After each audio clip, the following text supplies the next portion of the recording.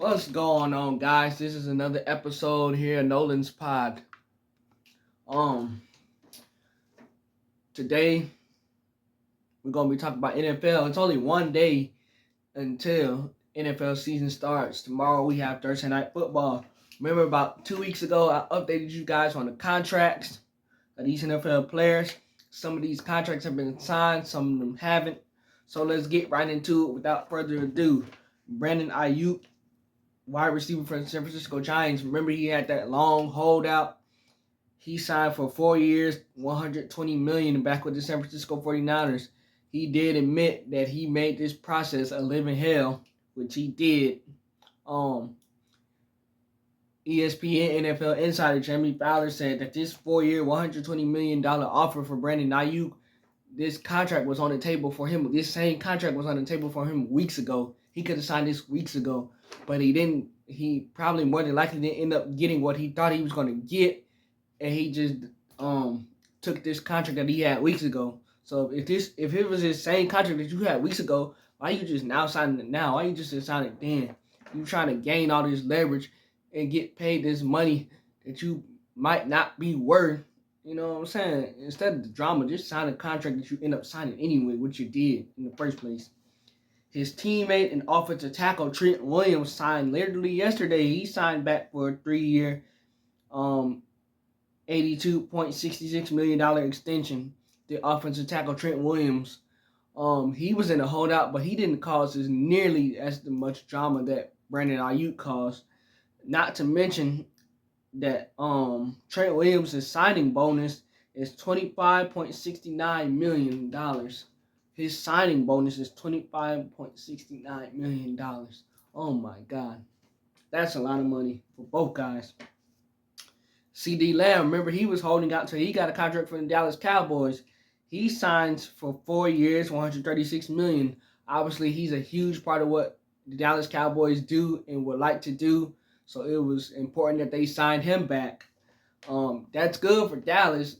That's one guy that's off the board.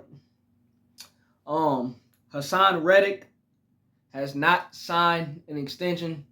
He's still holding out with the New York Jets. They're not even having talks. And they have a game on Monday against the San Francisco 49ers. They got a game on Monday. They have not had any talks at all whatsoever.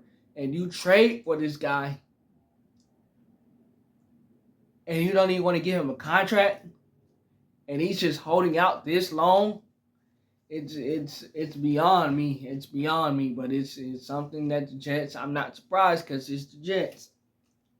Jamar Chase, wide receiver for the Cincinnati Bengals, he's not signed. And Jamar Chase is probably going to more than likely push his leverage.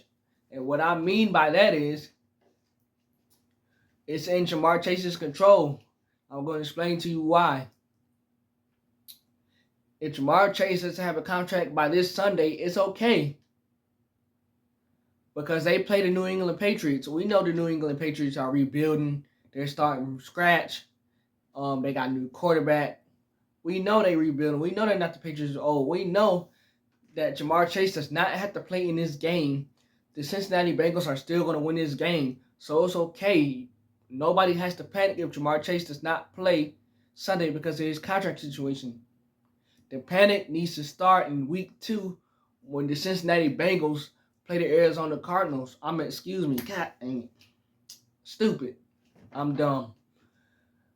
Week 2 when the Cincinnati Bengals play the Kansas City Chiefs.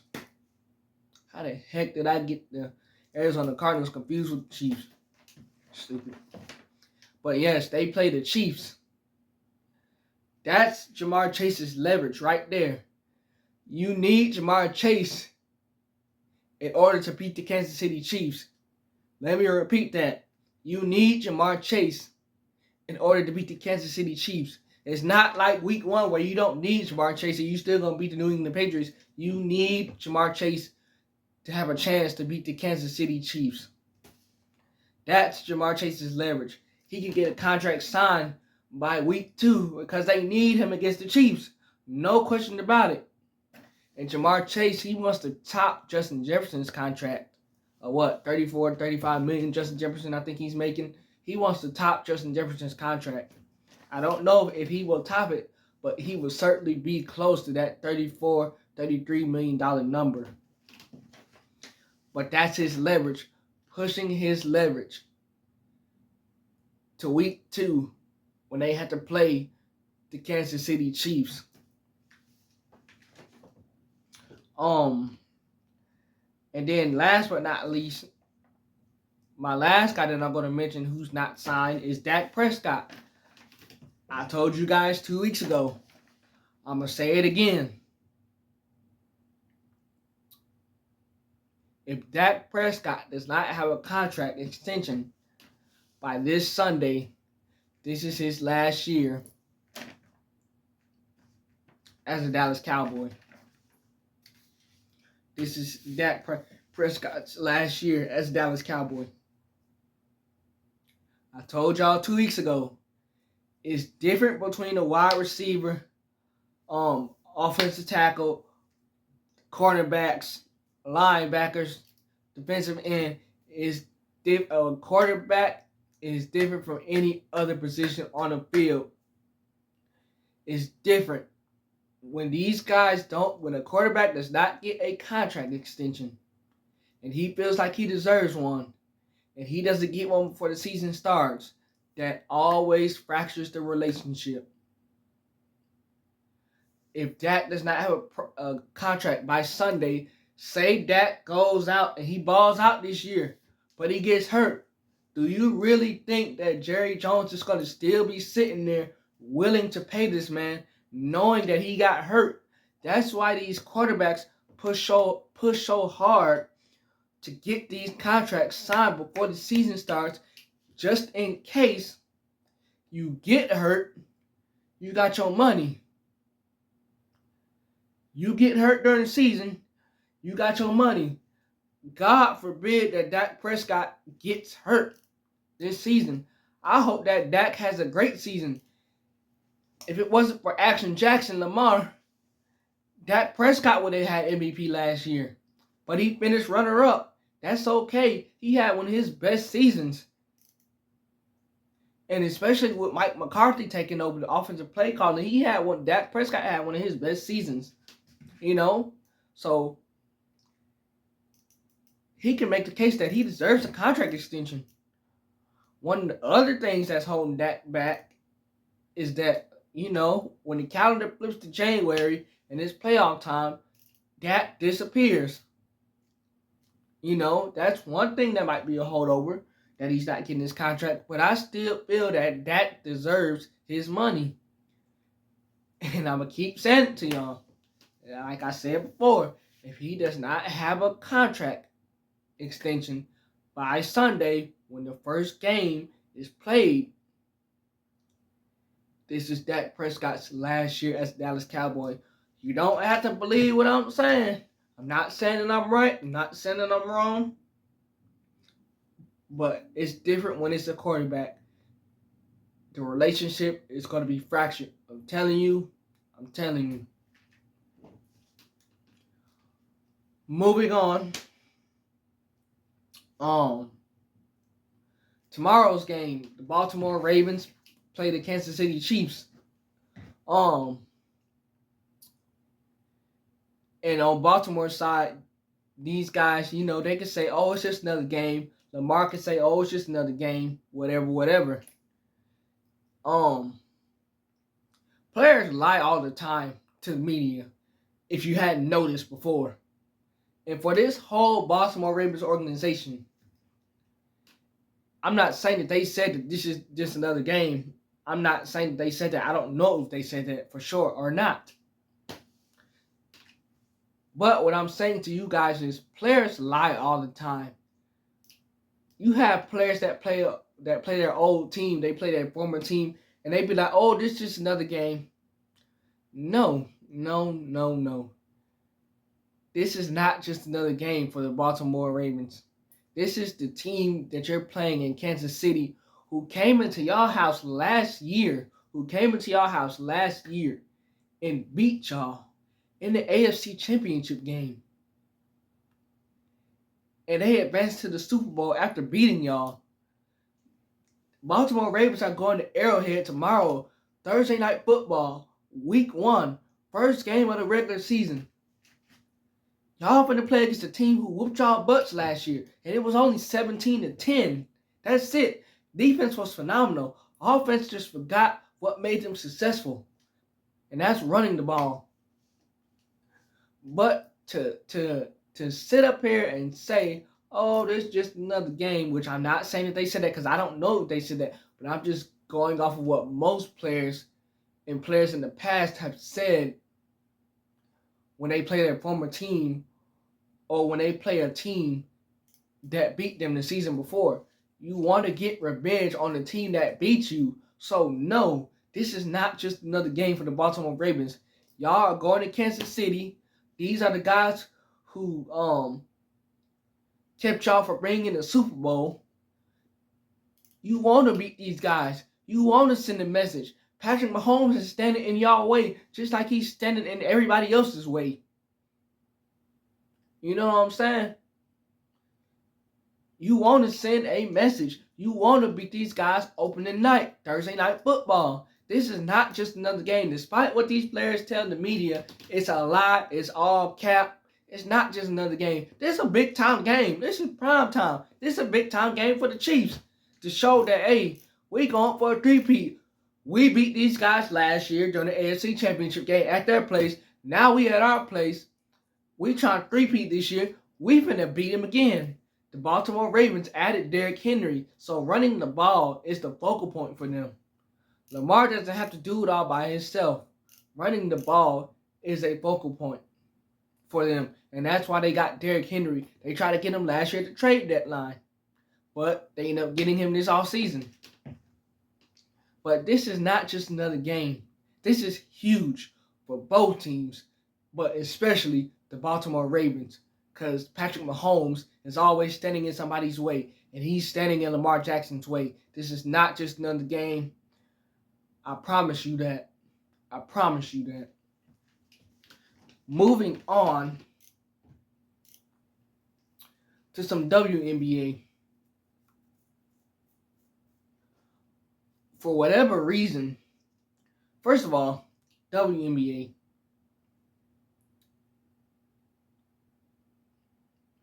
Sheryl Swoopes is a WNBA legend. No question about that. Nacy Limberman is a WNBA legend. No question about that. But y'all two, Sheryl Swoopes and Nacy Limberman, y'all need to stop. Y'all need to stop. Y'all really ought to both be ashamed of yourselves for real. Sheryl Swoopes' hate for Caitlin Clark, which is sad that we still have to address this, but Sheryl Swoopes' hate for Caitlin Clark is just beyond me. Like, you're a WNBA legend. These girls look up to y'all, the people who've come before y'all. And for you, Sheryl Swoopes, to be hating on a girl that's up and coming and that's good already, and it's like she kind of sneaked this in her, you know. It's just beyond me. It's sad. It's sad because y'all are the people that these girls look up to and who y'all came before.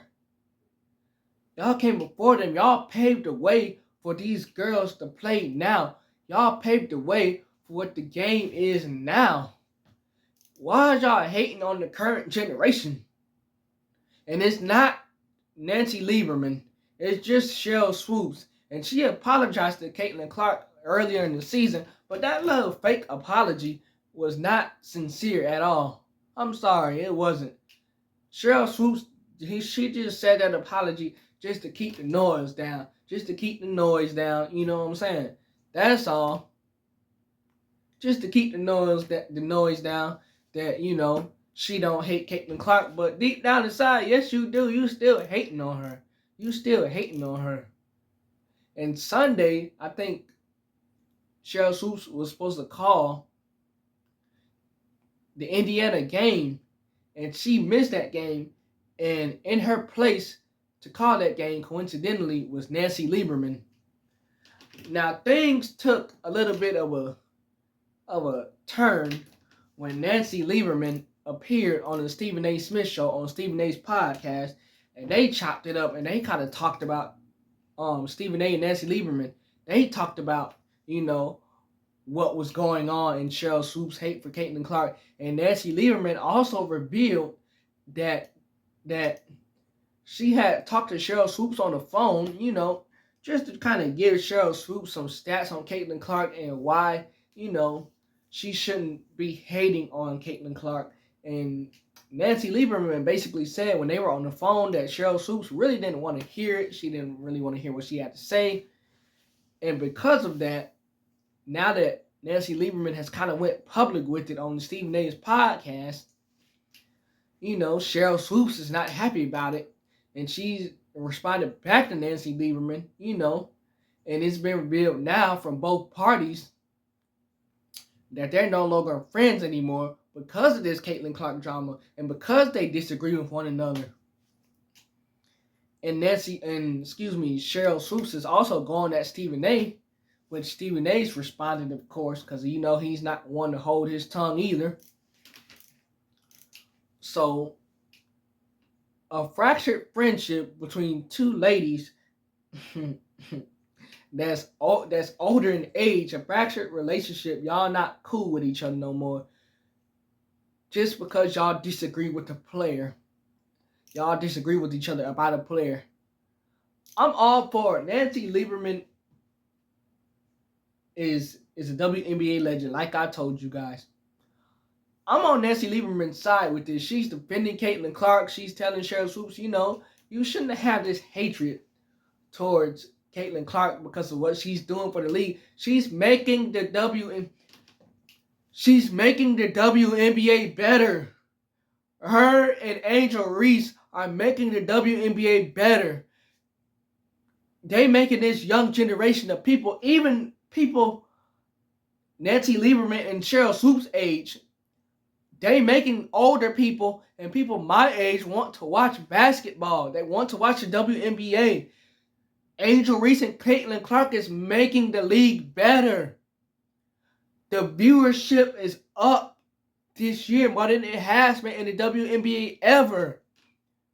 Did you see the views for the WNBA All-Star game? These girls are making it better. They're making the WNBA better. Get that through your minds. Get that through your head. So that the hating for Caitlin Clark has to stop. All of these girls, A'ja Wilson too, they making it better. So y'all should be happy.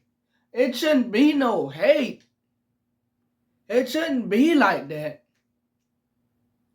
I don't understand why we all just can't, and this is outside of sports, why we all just can't love each other. Why it got to be some sort of hate towards one another? And this is in real life too. Why can't we not love each other? Why is it always some sort of hate? Or we got to compete against somebody because somebody's doing better than us in life? Why can't we just not support one another? I just don't understand that. And these older adults, they always say, these kids, they fight over the dumbest stuff. And it is true. But you got Nacy Limberman and Sheryl Swoopes. Nacy Limberman is 66 years old. Sheryl Swoopes is 53 years old. Y'all friendship, not relationship, but friendship, Y'all friendship is over with. Y'all don't want to have anything to do with each other just because y'all disagree with Caitlin Clark. Are you serious? That's how y'all friendship ended. Because y'all don't agree with each other about Caitlin Clark, even though Nacy Limberman is in the right and Sheryl Swoopes is in the wrong because she's hating on Caitlin Clark. And the fake apology that she gave was nothing. Y'all let that break up y'all friendship. Let that sink in. Something so stupid and petty. Y'all let that break up y'all friendship. I just have to shake my hand. It's dumb. That's all I have for you guys today. Remember to like, comment, and subscribe. Let me know what you guys think about the Nacy Limberman, Sheryl Swoopes, and this Caitlin Clark drama. Let me know what you think about these contract extensions and these guys that are not signed yet. NFL season starts tomorrow. Let's go. It's back. Let's get it. And we out of here.